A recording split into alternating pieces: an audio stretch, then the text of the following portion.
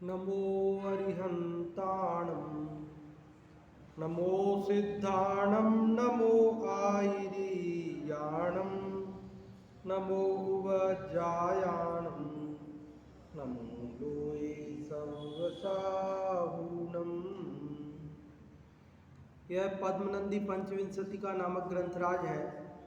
इसकी रचना 11वीं शताब्दी में, आज से लगभग 1000 साल पहले आचार्य पद्मनंदी देव ने की। पहले अधिकार का नाम है धर्मोपदेशामृत, और इसमें शुरू में 6 श्लोकों में मंगलाचरण करने के बाद 7वें श्लोक में इसकी विषय वस्तु बता दी। उन्होंने कहा कि धर्म दया रूप है। 2 भेद करो तो श्रावक धर्म और मुनि धर्म हो जाते हैं, 3 करो तो रत्नत्रय हो जाते हैं, और 10 करो तो उत्तम क्षमादि हो जाते हैं। और परमार्थ से देखा जाए तो मोह शोभ से विहीन अपनी आत्मा की जो निर्मल परिणति है वही धर्म है।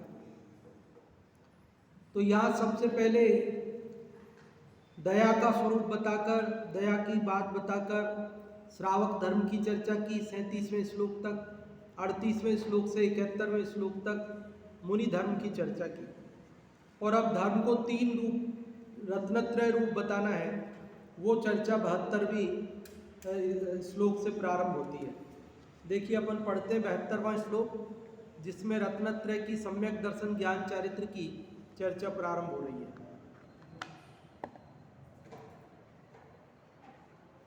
तत्त्वार्थाप्त तपोभ्रतां यतिवरा श्रद्धानमाहुद्रसं ज्ञानं जानदनूनमप्रतिहतं स्वार्थावसन्देहवत् चारित्रं विरतिः प्रमादविलसत् कर्माश्रवाद्योगिनाम् एतन्मुक्तिपथस्त्रयं च परमो धर्मो भवच्छेदकः। क्या कह रहे इसके अंदर कि तत्वार्थ, आप्त और तपोभृताम, क्या क्या? तत्वार्थ, आप्त और तपोभृत। तत्वार्थ मतलब शास्त्र, और आप्त मतलब देव, और तपोभृत मतलब तपस्वी गुरु। देव, शास्त्र, गुरु, समझ में आया? देव के लिए क्या शब्द है? आप्त। और शास्त्र के लिए क्या आया? तत्वार्थ। और गुरु के लिए क्या आया? तपोभृत। तत्वार्थाप्त तपोभृताम मतलब देव, शास्त्र, गुरु की का यतिवरा श्रद्धानम आहुद्रसम। यतिवरा मतलब यतियों में जो श्रेष्ठ हैं, प्रमुख हैं, अर्थात गणधर देव। वे गणधर देव ऐसा कहते हैं कि श्रद्धानम, श्रद्धान, आहु, आहु मतलब कहते हैं, द्रसम मतलब सम्यक दर्शन। पहली लाइन समझ में आई? फिर से देखिए, यतिवरा गणधर देव, तत्वार्थाप्त तपोभृताम देव, शास्त्र, गुरु के, श्रद्धानम श्रद्धान को, द्रसम सम्यक दर्शन, आहु कहते हैं। पहली लाइन का क्या अर्थ हुआ? कि गणधर देव ऐसा कहते हैं कि देव, शास्त्र, गुरु के श्रद्धान को सम्यक दर्शन कहते हैं। क्या कहते हैं? किसको सम्यक दर्शन कहते हैं? ये बात किसने बताई है? गणधर देव ने। गणधर देव के लिए क्या शब्द आया यहाँ पर? यतिवर। अब आगे सम्यक दर्शन की बात होगी। सम्यक ज्ञान किसको कहते हैं? तो कहते हैं ज्ञानम। ज्ञानम मतलब सम्यक ज्ञान। सम्यक ज्ञान किसको कहते हैं? क्योंकि जानत, जानने को ज्ञान कहते हैं। ज्ञान किसको कहते हैं? लेकिन केवल ऐसे ही कुछ भी जानना, कैसे भी जानना, वो नहीं, इसलिए विशेषण लगाए। आनूनम अप्रतिहतम स्वार्थावसंदेहवत्। क्या क्या विशेषण लगाए? किसको जानना, कैसे जानना? तो कह रहे हैं अनून। अनून मतलब पूर्ण रूप से, आनूनम मतलब पूर्ण रूप से, अप्रतिहतम मतलब बाधा रहित, बिना बाधा के, और स्वार्थौ, स्वार्थ मतलब स्व मतलब स्व और अर्थ मतलब पदार्थ पर, स्व और पर को जानना। किस किस को जानना? स्व और पर को जानना। कैसे जानना? पूर्ण रूप से, बिना बाधा के, और असंदेहवत, संदेह रहित, संशय रहित, इसका नाम सम्यक ज्ञान है। सम्यक ज्ञान किसका नाम है? फिर से देखिए दूसरी लाइन, कह रहे हैं स्वार्थौ मतलब स्व और पर पदार्थों को आनूनम पूर्ण रूप से, अप्रतिहतम बाधा रहित, असंदेहवत संदेह रहित, ज्ञान जानत ज्ञानम जानना सम्यक ज्ञान है। दो लाइनों का अर्थ समझ में आ गया। गणधर देव क्या कह रहे हैं कि देवसाज गुरु के श्रद्धान का नाम सम्यक दर्शन है, और स्वपर पदार्थों को पूर्ण रूप से बाधा रहित, संशय रहित जानने का नाम सम्यक ज्ञान है। अब प्रश्न बचा सम्यक चारित्र किसे कहते हैं? तो कह रहे चारित्रम विरति ही। चारित्र किसको कहते हैं? विरति को कहते हैं। किससे विरति? तो कहते हैं प्रमाद विलसत मतलब प्रमाद पूर्वक, कर्माश्रवाद्योगी नाम, कर्म का जो आश्रय होता है उससे विरति। चारित्र किसको कहते हैं? कि प्रमाद पूर्वक जो कर्म का आना होता है ना, उसके रुक जाने का नाम चारित्र है। चारित्र किसका नाम है? प्रमाद से जो कर्म आते हैं ना, तो प्रमाद रुक जाता है, कर्म भी रुक जाते हैं, और इसी का नाम चारित्र है। किसका नाम चारित्र है? प्रमाद पूर्वक कर्म जो आते थे उनका रुकना, उसका नाम चारित्र है। तो तीनों बता दिए, तीन लाइन में तीन बता दिए। क्या क्या बता दिए? सम्यक दर्शन, सम्यक ज्ञान और सम्यक चारित्र। सम्यक दर्शन किसको कहते हैं? देवशास्त्र गुरु के श्रद्धा में। सम्यक ज्ञान किसको कहते हैं? स्व और पर के ज्ञान को। विशेषण याद नहीं रहे तो पूर्ण रूप से बाधा रहित, संशय रहित, स्वपर पदार्थों का जानना, वो सम्यक ज्ञान। और सम्यक चारित्र किसका नाम है? प्रमाद पूर्वक कर्मों के आगमन के रुकने का नाम सम्यक चारित्र है। एतन मुक्ति पथस्त्रयम, एतन मतलब यह, एतत मतलब यह, मुक्ति पथ, ये मोक्ष का पथ, मोक्ष का मार्ग है। त्रयम तीन रूप, रत्नत्रय, सम्यक दर्शन, सम्यक ज्ञान, सम्यक चारित्र, ये क्या है? मोक्ष का मार्ग है। जब परमो धर्मो, और ये क्या है? परम धर्म है। रत्नत्रय क्या है? परम धर्म है। और भवच्छेदक, भव का नाश, संसार का छेद करने वाला है। रत्नत्रय क्या है? संसार का अभाव करने वाला है, संसार से छुड़ाकर मुक्ति दिलाने वाला है, भव छेदक है। भव छेदक मतलब संसार का अभाव करने वाला। संसार का अभाव मतलब ये जो दिख रहा है ये सब नष्ट भ्रष्ट हो जाएगा, ये जो जहाँ है वैसा ही रहने वाला है। हम चार गति के दुखों से छूटकर पूर्ण सुखी हो जाएंगे, बस इसी का नाम है भव का नाश। भव मतलब संसार, संसार इसका नाम नहीं है, ये जो दिख रहा है इसका। कई लोग संसार और लोक पर्यायवाची समझते हैं, लेकिन ये पर्यायवाची नहीं है, दोनों अलग अलग हैं। संसार भावना अलग है बाह्य भावना में, और लोक भावना अलग है। अगर पर्यायवाची हो तो फिर दो भावना अलग अलग क्यों रखते? एक संसार भावना और एक लोक भावना। 10वें नंबर पे लोक भावना आती है, तीसरे नंबर पे संसार भावना आती है, तो दोनों में अंतर है ना। संसार है चार गति रूप, चार गति में परिभ्रमण का नाम, जिसके कारण से परिभ्रमण होता है उन विकारों का नाम। संसार असल में मोह राग द्वेष का नाम है। संसार किसका नाम है? हमारे जो विकारी परिणाम है उनका नाम संसार है, हमारी जो कसाएं हैं उनका नाम संसार है। और उन कसायों के कारण से, उन विकारों के कारण से, उन मोहराग द्वेष के कारण से जिस जगह में घूमते हैं उस जगह का नाम लोक है। लोक किसका नाम है? लोक तो ये तीन लोक, ये तो आकाश द्रव्य है, उसके तीन पार्ट की, पहले तो लोकालोक पार्ट किए, फिर लोक के तीन पार्ट किए, ऊर्ध्व मध्य अधोलोक, और उसके अंदर अन्य 5 द्रव्य भी मौजूद हैं। ये सब लोक है। लेकिन लोक के अंदर जीव जो घूम रहा है, वो जिस विकार से घूम रहा है, वो जो घूमना है उसका, उस घूमने का नाम संसार है। संसरणम संसार है। संसरण मतलब परिभ्रमण, परिभ्रमण का, घूमने का नाम संसार है। संसार किसका नाम है? तो भव का छेद हो जाता है, मतलब लोक का छेद नाश हो जाता है कि नहीं? लोक तो छेद द्रव्यमयी है, वो तो जैसा है वैसा ही रहता है, उसका तो न कभी नाश होता है न कभी उत्पाद होता है उसका, न तो वो बनता है न बिगड़ता है। वो तो किन्हू न करो न धरे को सठ द्रव्यमयी ना। ये तो जो संसार मतलब हमारा परिभ्रमण मिट जाता है, भाव का छेद हो जाता है, मतलब हमारा घूमना, हमारा जन्म मरण करना, ये मिट जाता है। हम जन्म मरण से पार मुक्ति को प्राप्त कर लेते हैं। इसका नाम है भवच्छेद। समझ में आ गई बात?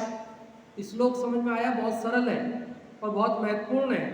क्या कह रहे हैं कि यति वराहा गणधर देव तत्वार्थाप्त तपोभृताम देव शास्त्र गुरु के श्रद्धानम श्रद्धान को दर्शनम आहु सम्यक दर्शन कहते हैं।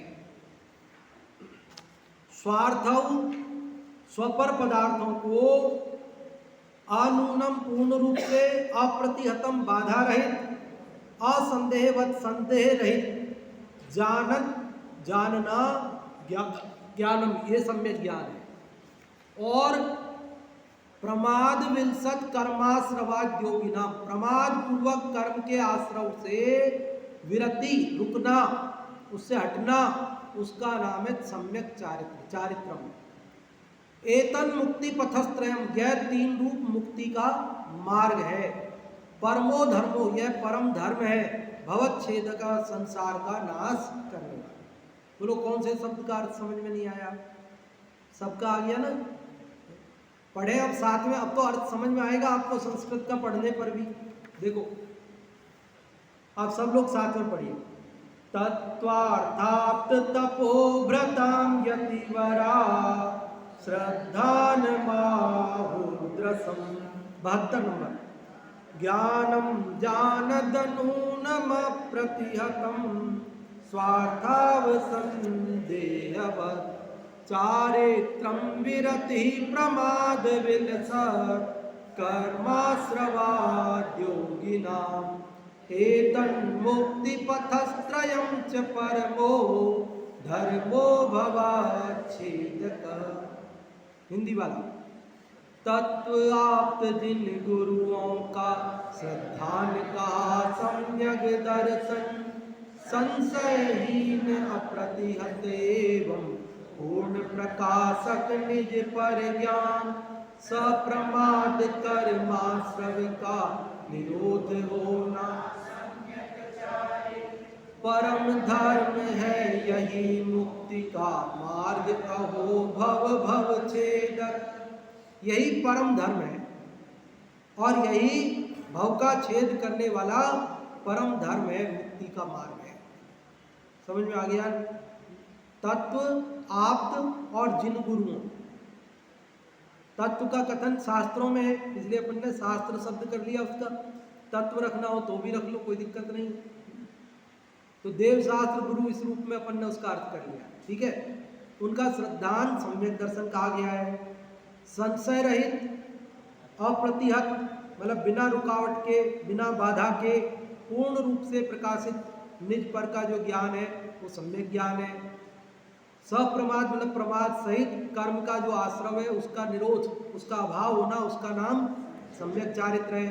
ये परम धर्म है, यही मुक्ति का मार्ग है और ये भव भव का छेदन करने वाला। अर्थ, गणधरादि देवों ने जीवादि पदार्थ आप्त और गुरुओं पर श्रद्धा रखने को सम्यक दर्शन कहा है, जिसमें किसी प्रकार की बाधा नहीं है, जो संशय रहित तथा पूर्ण है, ऐसे ज्ञान को सम्यक ज्ञान कहा है। तथा प्रमाद सहित कर्मों के आगमन के रुक जाने को सम्यक चारित्र कहा है। अतः सम्यक दर्शन, सम्यक ज्ञान, सम्यक चारित्र की एकता ही मुक्ति का मार्ग और संसार का नाश करने वाला परम धर्म है। इसमें कोई समझने में बाधा तो नहीं आ रही आपको? सारी बात क्लियर है।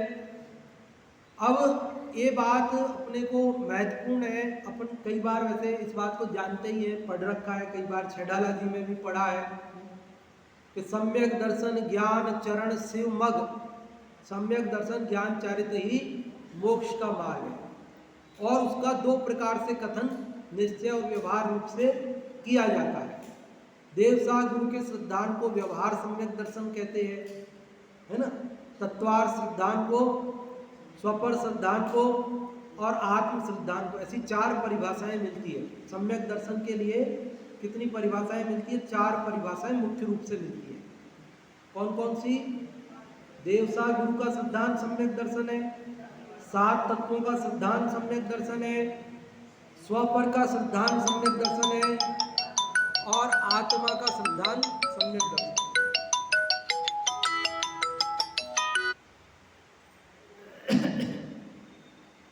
उसमें जो देवसाग गुरु का सिद्धांत सम्यक दर्शन है, ये रत्नकर्ण श्रावकाचार्य में अपन पढ़ते हैं, है ना। श्रद्धानम परमार्थानाम आप्तागम तपोभृतम, आप्त आगम और तपोभृत, उनके श्रद्धान को सम्यक दर्शन कहते हैं। समंत भद्र स्वामी ने रत्नकर्ण श्रावकाचार्य में कहा।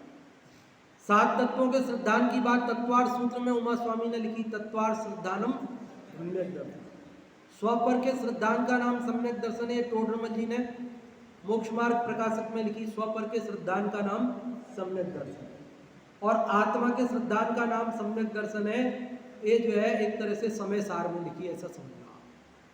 तो अनेक ग्रंथों में लिखी है, ऐसे ये तो मैंने केवल एक एक आपको बताया है, वैसे अनेक ग्रंथों में अनेक प्रकार से परिभाषा लिखी है, लेकिन चारों अलग अलग नहीं है, चारों का मतलब एक ही है।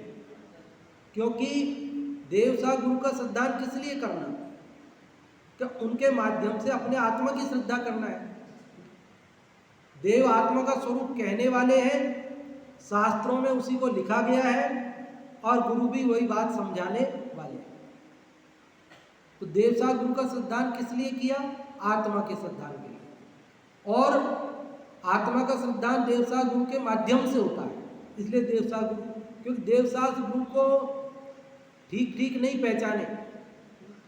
जो देव नहीं है उसको देव मान ले, गुरु नहीं है उसको गुरु मान ले, शास्त्र नहीं उसको शास्त्र मान ले, तो आत्मा का जैसा यथार्थ श्रद्धान होना चाहिए वैसा नहीं हो पाएगा, हम मार्ग से भटक जाएंगे। इसलिए देवसाग गुरु का श्रद्धान सम्यक है। और सात तत्व किस लिए है?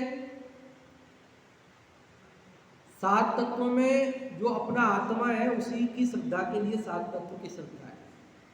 स्वपर की श्रद्धा की है, तो पर की किस लिए? कि पर से भिन्न स्व के लिए ही। और आत्मा में तो स्पष्ट रूप से कह ही दिया उन्होंने, आत्म श्रद्धा। तो ये चार ढंग से कहने पर भी चारों में कोई विरोध नहीं है, इनमें सब में समन्वय है एक दूसरे में। ऐसा नहीं है कि वो कोई आचार्यों में विरोध था और आचार्यों ने अलग अलग परिभाषा कह दी, ऐसा नहीं है। वो तो जैसा उनको जब जैसा विकल्प आया वैसा सामने वाला श्रोता था उसके अनुसार कहने में आया, लेकिन उनमें कोई विरोध नहीं था। आप लोगों में से कोई अर्थ बताएंगे इसका 72वें श्लोक का? फिर अपन अगले श्लोक को भी पढ़ते हैं, 73वां भी। हाँ जी।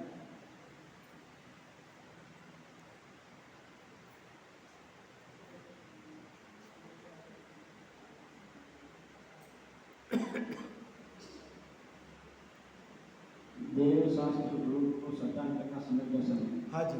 और जिसमें किसी प्रकार की बाधा नहीं हो और संशय रहित हो और पूर्ण ज्ञान है वो सम्यक ज्ञान है। बहुत बढ़िया।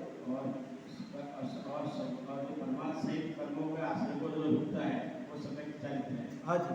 और इसी को समझकर कि एकता मुक्ति का मार्ग है और एक संसार का नाश करने वाला है। बहुत बढ़िया कन्हैयालाल जी साहब आपने बताया। हाँ देखो, अब यहाँ कोई संशय कोई प्रश्न तो नहीं है ना आपको? मैं पूछ लूँ फिर, मुझे बहुत संशय होते हैं, क्या करें भाई। सम्यक ज्ञान की परिभाषा में आया कि पूर्ण रूप से बाधा रहित और संशय रहित जानने का नाम सम्यक ज्ञान है। तो पूर्ण रूप से तो केवल ज्ञान होएगा जब जान पाएंगे, अभी कहाँ जान पाएंगे, अभी तो अल्प ज्ञान है। तो सम्यक ज्ञान क्या केवल ज्ञान होएगा तब कहलाएगा? क्या होगा, क्या क्या क्या क्या कहना है आपका, बताओ।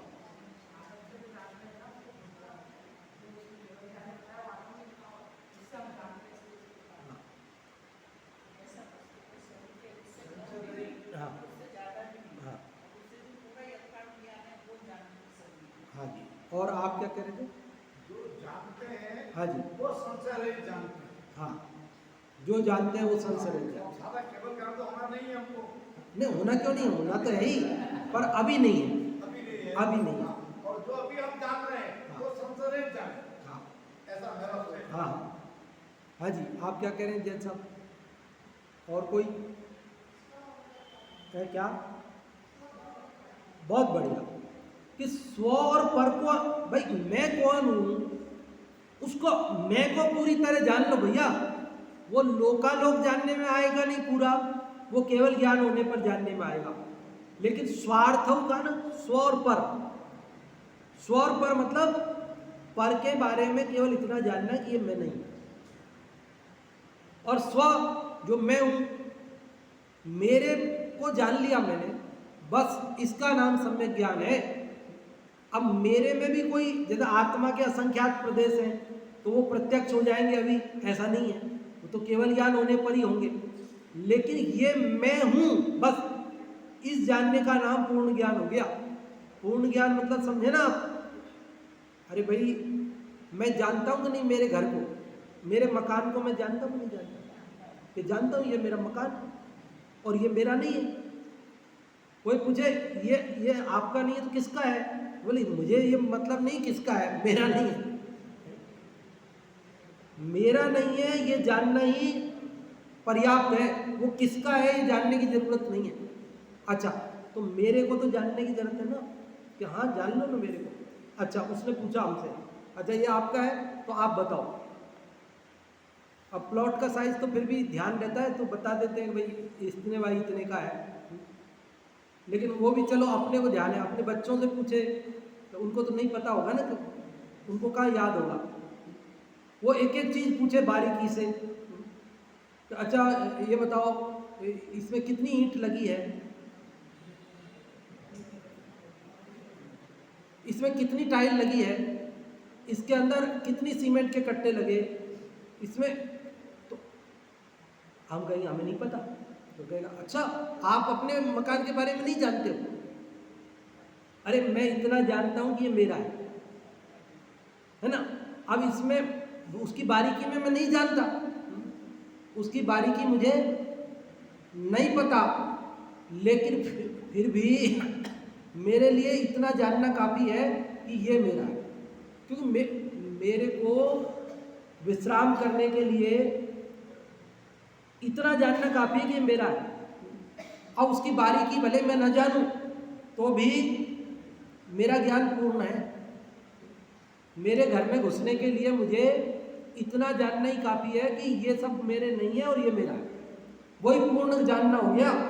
अब उसमें की बारीकी में भले मैं जानूं या ना जानूं, अपने ही घर में अपने को कहाँ पता है किधर होके बिजली की लाइन जा रही है, किधर होके नल की लाइन जा रही है, किधर होके नाली की लाइन जा रही है, अपने को कहाँ अभी याद है। अभी लाइट खराब हो जाए, कुछ गड़बड़ हो जाए तो अपन को कारीगर को बुलाए, वो अपन से कहे किधर होके जा रही लाइन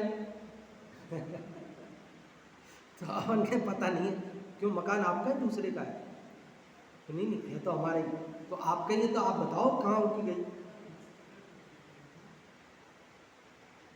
अच्छा आपके सामने बना था कि आपके दादाजी के समय बना था, आपके जन्म से पहले? नहीं हमारे सामने, हमने खड़े रह के बनवाया। तो अब तो बता दो तो सही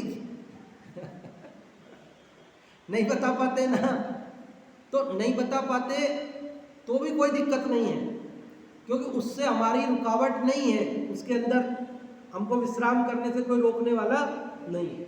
तो ऐसे पूर्ण ज्ञान मतलब यहाँ ऐसी बारीकी में नहीं जाना, केवल ज्ञान से जैसा पूर्ण जानने में आता है वैसा, पर इतना जानने में आया कि पर से भिन्न मैं ये आत्मा हूँ, ज्ञान स्वभावी जीव तत्व हूँ, इसका नाम सम्यक ज्ञान है। जो दौलत राम जी ने लिखा ना, पर द्रव्यन्ते भिन्न आप में रुचि सम्यक भला है, आप रूप को जान पनो सो सम्यक ज्ञान कला है, आप रूप में लीन रहे थिर सम्यक चारित सोई। इस प्रकार से सम्यक दर्शन ज्ञान चारित्र ये मोक्ष का मार्ग है। अब इसमें बहुत खुलासा करने वाले पद्मनंदी देव बहुत सुंदर ढंग से उदाहरणों से बात करने वाले हैं। अब एक श्लोक और अभी अपन पढ़ते हैं अगला, जिसमें वो ये कह रहे हैं कि ये रत्नत्रय मोक्ष का मार्ग है, ये तो है, लेकिन इस रत्नत्रय का भी जो मूल, रत्नत्रय में भी जो बीज, वो सम्यक दर्शन है। क्या है? सम्यक दर्शन ज्ञान चारित्र, ये तो मोक्ष मार्ग है, लेकिन सम्यक दर्शन के बिना ज्ञान भी सम्यक नहीं होता और चारित्र भी सम्यक नहीं होता। सम्यक दर्शन होने पर ज्ञान भी सम्यक होता है, चारित्र भी सम्यक होता है। जैसे बीज होता है ना, बीज, तो बीज बो तो शाखाएं भी आ जाती है, फूल भी आ जाते हैं और फल भी आ जाते हैं। बिना बीज के ना तो शाखा, ना तो फूल, ना फल, कुछ भी संभव नहीं है। वो बात बता रहे, देखो, हृदय भुवि द्रगेकम बीज मुक्तम त्वशंका प्रभति गुण सदंभ सारिणी सिक्त मुच्चयी भवदव गम शाखा चारु चारित्र पुष्प तरुणमृत फलेन प्रीणयत्याशु भव्यम। हृदय भुवि, हृदय रूपी भूमि में, हृदय भुवि, हृदय रूपी भूमि में द्रगेकम, द्रग रूपी एक, सम्यक दर्शन रूपी एक बीजम उक्तम, बीज बोया गया। क्या? हृदय भूमि मतलब हृदय रूपी भूमि में द्रगेकम मतलब एक सम्यक दर्शन रूपी बीजम उक्तम, उक्तम मतलब बोना, बोया गया। क्या बोया गया?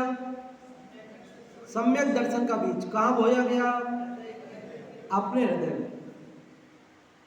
और त्वशंका प्रभृति गुण सदंभ सारिणी सिक्तम उच्चई। तू तो कोई खास बात नहीं उसका अर्थ करने की। असंका प्रभृति, असंका मतलब निसंकित, प्रभृति मतलब आदि, असंका प्रभृति मतलब निसंकित आदि गुण रूपी सदंभ, सद अम्भ, अम्भ मतलब पानी, स मतलब सहित, पानी सहित सारणी, सारणी मतलब नहरें, नालियां, उनसे सिक्त मतलब सींचा गया, उच्चई मतलब बहुत अधिक। समझ में आई बात? क्या समझ में आई? फिर से बताता हूं, थोड़े से शब्द कठिन लग सकते हैं लेकिन एक दो बार में समझ में आ जाएगा। क्या समझ में आया? हृदय भूमि द्रगेकम बीजम उत्तम। क्या अर्थ हुआ? हृदय रूपी भूमि में सम्यक दर्शन रूपी एक बीज बोया गया और निसंकित आदि गुण रूपी जल की नालियों से अच्छी तरह सींचा गया। भवद अवगम शाखा, तो भवद मतलब उसमें हुई, क्या हुई? अवगम रूपी शाखा। अवगम मतलब सम्यक ज्ञान, सम्यक ज्ञान, अवगम मतलब ज्ञान, ज्ञान रूपी शाखाएं आई। क्या हुआ? क्या आई? उसमें बीज बोया था, निसंकित आदि गुण रूपी जल से सींचा, तो क्या हुआ? उसमें सम्यक ज्ञान रूपी शाखाएं आई और चारु चारित्र पुष्प, चारु मतलब सुंदर, चारित्र रूपी पुष्प लगे। उसमें क्या हुआ भाई? बीज बोया था तो शाखाएं आई और शाखाओं पर क्या लगे? पुष्प लगे। कौन से पुष्प लगे? चारित्र के। तरु, तरु मतलब वृक्ष। ऐसे पुष्प वाला वृक्ष में अमृत फलेन, और क्या आया उसमें? अमरता का फल, मोक्ष फल, मुक्ति फल आया। उससे प्रीणयति, उससे प्रसन्न करता है, आशु शीघ्रम भव्यम, भव्य जीव को। क्या समझ में आई? देखो, कुछ समझ में आई होगी, कुछ नहीं समझ में आई होगी, अभी आएगी। एक किसान ने आम का बीज बोया। क्या बोया? थोड़े दिन बाद उसमें शाखाएं आई, कुछ वर्षों बाद उसमें फूल आए, बगर, फिर उसमें आम के फल आए, जिनको खा करके बहुत संतुष्टि मिली। या सम्यक दर्शन रूपी बीज बोया भव्य जीव ने अपने हृदय में। भव्य जीव ने अपने हृदय में क्या बोया? मतलब सम्यक दर्शन प्राप्त किया। ये तो दृष्टांत, मतलब रूपक बना दिया उन्होंने। तो उसमें सम्यक ज्ञान रूपी शाखाएं निकली। शाखाएं मतलब तने, डालियां, ये सब। और उसमें सम्यक चारित्र रूपी सुंदर पुष्प खिले और मोक्ष रूपी फल आया, जिससे भव्य जीव को बहुत अधिक प्रसन्नता हुई। ये कह रहे हैं। अब एक बार फिर से देखो। हृदय भुवि द्रगेकम बीज मुक्तम त्वशंका प्रभृति गुण सदंभ सारिणी सिक्त मुच्चयी भवदवगम शाखा चारु चारित्र पुष्पा तरुरमृत फलेन प्रीणयत्याशु भव्यम। हृदय रूपी भूमि में सम्यक दर्शन रूपी एक बीज बोया। असंका, निसंकित आदि गुण रूपी जल से भरी हुई नालियों, नहरों, क्यारियों, जो भी शब्द आपको करना हो ना, सारणी, उनके द्वारा सिक्त, सींचा गया, उच्चई, अच्छी तरह से सींचा गया, बढ़िया तरह से। तो भवत हुआ उसमें प्रकट। क्या प्रकट हुआ? अवगम शाखा, सम्यक ज्ञान रूपी शाखाएं आई। चारु चारित्र पुष्प, और सुंदर चारित्र रूपी पुष्प खिले। तरु, ऐसे वृक्ष में ने अमृत फलेन, और मोक्ष रूपी फल से प्रीणयति आशु भव्यम, भव्य जीव को, आशु मतलब शीघ्र ही, प्रीणयत संतुष्ट कर दिया, उसको प्रसन्न कर दिया। भावार्थ तो समझ में आया कि पहले सम्यक दर्शन होता है, फिर सम्यक ज्ञान होता है, फिर सम्यक चारित्र होता है, फिर मुक्ति होती है।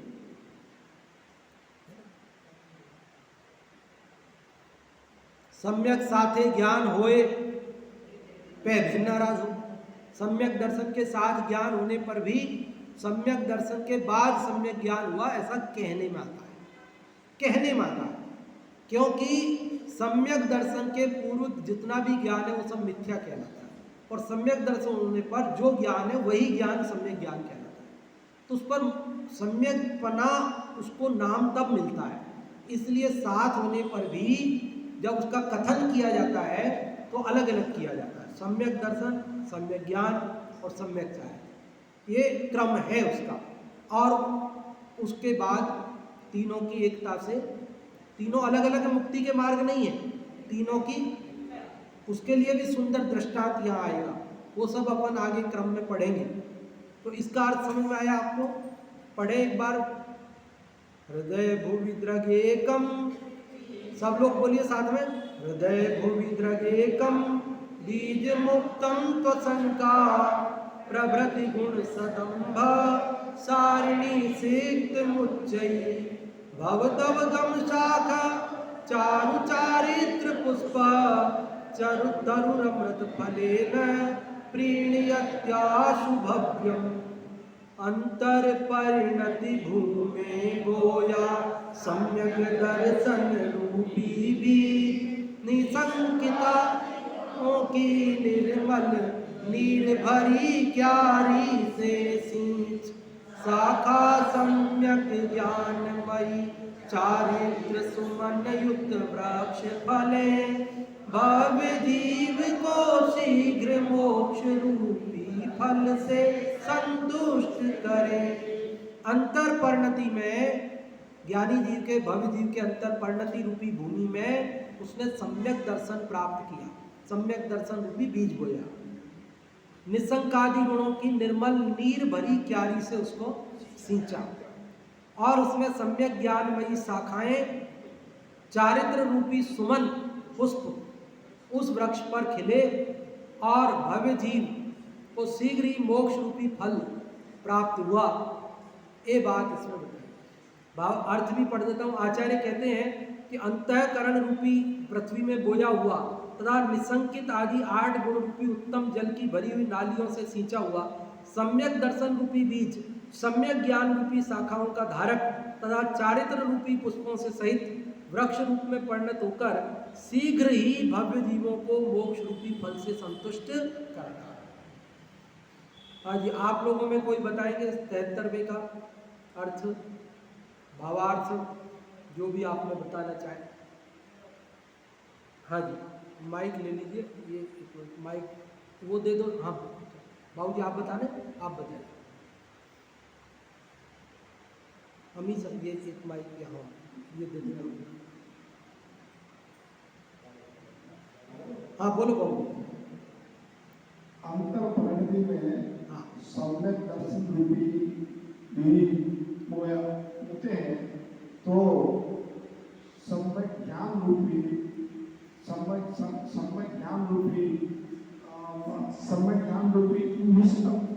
बीज होते हैं तो बिना शंकाओं के निर्मल परिणति प्रकट होती है और उससे सम्यक ज्ञान प्रकट होता है और सम्यक ज्ञान प्रकट होने से मोक्ष रूपी फल मिलता है। हाँ जी, बहुत अच्छा प्रयास बाबू जी आपने किया। 2 बातें इसमें रह गई कि वो निसंकित आदि जल से सींचा और चारित्र रूपी पुष्प भी आए उसमें। बहुत अच्छा आपने बताया है, वो तो रह जाता है, कोई दिक्कत नहीं है। हाँ जी भाभी जी, आप बताएं। हाँ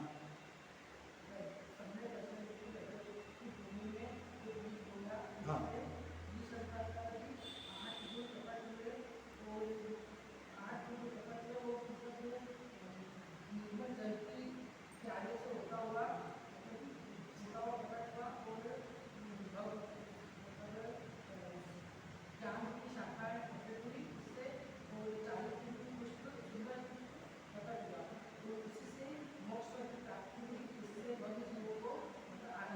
हाँ, देखो अब अपन एकदम सरल बोलचाल की भाषा में बात को समझ लेते हैं। दोनों श्लोकों को, अभी संस्कृत को सबको भूल के, भाई जो दोनों श्लोकों में अपन ने बात पढ़ी वो क्या पढ़ी। यहाँ कह रहे हैं कि सम्यक दर्शन ज्ञान चारित्र की एकता मोक्ष मार्ग है, वही परम धर्म है, वही संसार का अभाव करने वाला है।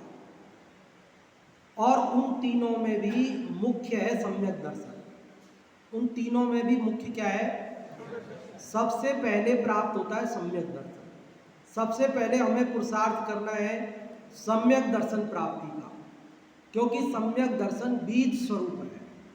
जैसे कोई वृक्ष होता है तो पहले बीज बोया जाता है, तो सम्यक दर्शन बीज है, फिर शाखाएं, पुष्प, फल, वो सब बाद की बात है। ऐसे ही ज्ञान, चारित्र, वो सब उसके साथ में बाद में प्रकट होते हैं और मोक्ष प्रकट होता है। और सम्यक दर्शन किसको कहते हैं? तो कहा देवसार गुरु के सिद्धांत का नाम सम्यक दर्शन है।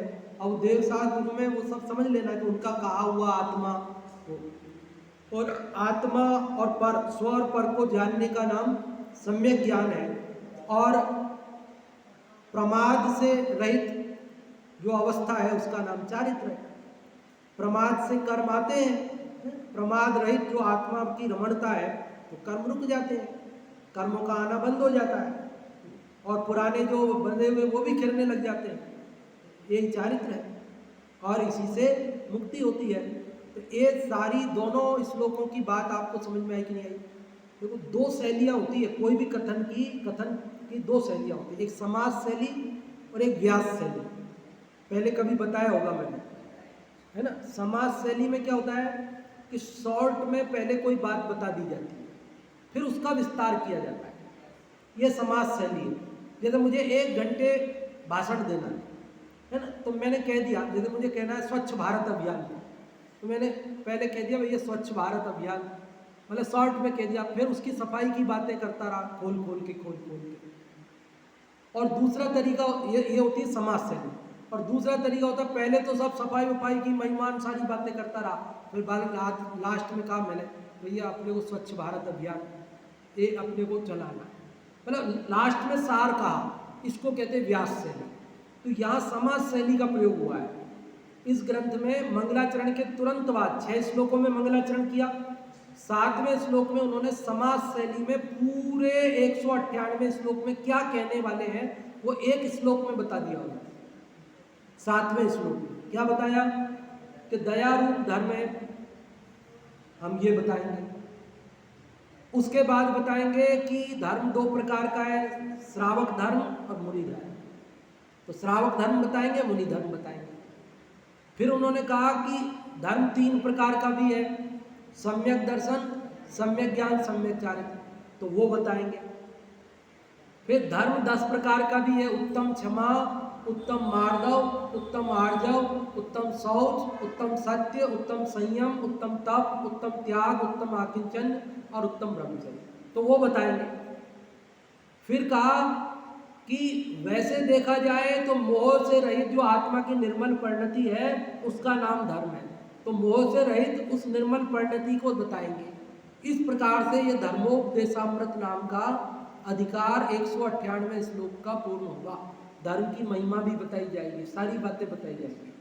तो क्रम से बहुत महत्वपूर्ण चर्चा आने वाली है। अब मुझे तो ऐसा लग रहा है कि 10 लक्षण में 10 लक्षण की बात आ जाती, लेकिन 10 लक्षण में 10 लक्षण की बात नहीं आ रही है क्रम में। अब बीच में तो अपने को लेना नहीं है, तो अभी अपन जो चलेगा अभी 2-4 दिन 10 लक्षण में है, जब तक जितना ये रत्नत्रय का ही चलेगा अभी तो। फिर उसके बाद 10 लक्षण के बाद रत्नत्रय का कुछ और प्रकरण बाकी रहेगा, और उसके बाद धर्म के 10 लक्षण का प्रारंभ होगा। तो कोई बात नहीं, साल में 3 बार आते हैं, तो अपन अगले वाले 10 लक्षण इसमें मिलेंगे, ये समझ लो। अभी अपना समय पूर्ण हुआ, आगे की चर्चा कल करेंगे। अभी जिनवाणी।